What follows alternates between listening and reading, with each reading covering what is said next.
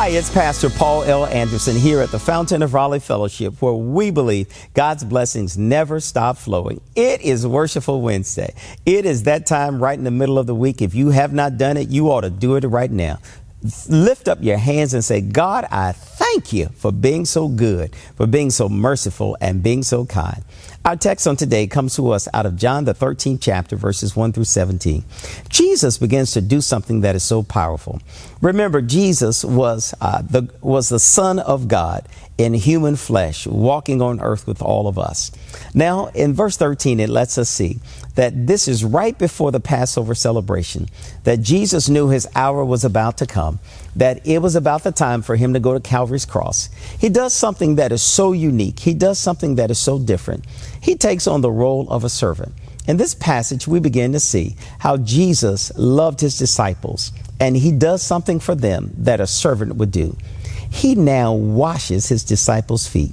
He knew it was time for the supper, and he knew that there were two that were in the room, but there was especially one, Judas, the one who is known as Judas Iscariot, that he would betray Jesus.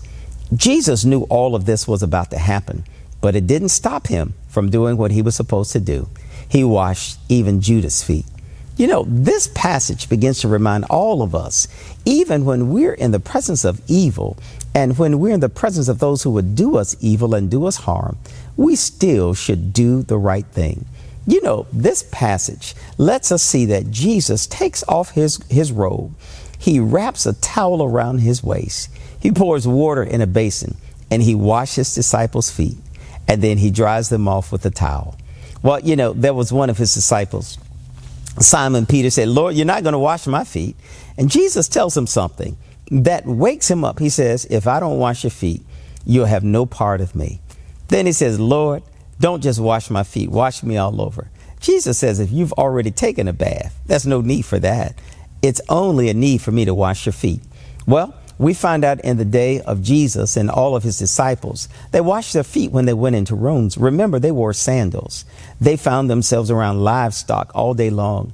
They were walking with animals and walking behind animals. So you understand what that means. They probably stepped in something, you know, and what would happen is that when you enter into a house, your feet will be washed, because when they ate, their tables were not like ours. Their tables were about 3 or 4 inches above ground.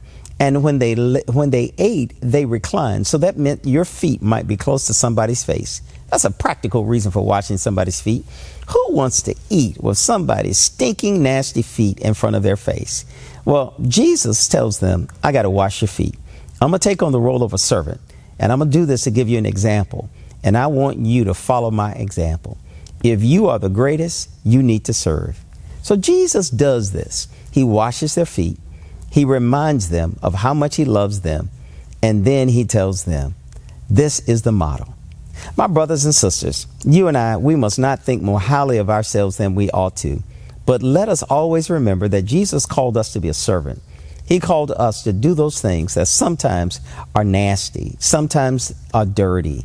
He sometimes calls us to help people and to go places that might not always leave us smelling good. But there's always a place that you can wash. Oh, I love that song that reminds us that Jesus loves us. He walks with us and he talks with us and he washes us all over. Today, I hope you and I can both say, like Simon Peter said, well, Lord, wash my feet, because I want to have everything to do that you called me to do, because I know it's preparing me for what I can't handle right now. Always know that you're exceedingly and abundantly blessed, and God has a great blessing in store for you in this year of 2023. It will be bigger and better than you ever thought it would be. And take the Lord with you everywhere you go. And I'll see you again on tomorrow. To sow a seed to the Fountain of Raleigh Fellowship, visit our newly redesigned website, thefountainofraleigh.org, and select Sow a Seed from the homepage. Also, giving has been made easier with the new Fountain of Raleigh app, available now in the Apple App Store and Google Play Store. Download today, select Giving from the main menu, and then follow the directions to complete your giving through Subsplash.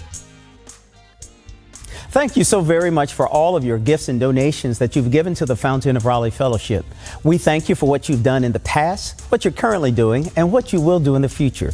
Your gifts and donations helps us to spread the gospel of Jesus Christ not only locally, but throughout the world. Thank you again for your gifts, and may God continue to richly bless you. It is here at the Fountain that we believe that we are exceedingly and abundantly blessed, and may you receive those blessings that God has in store for you.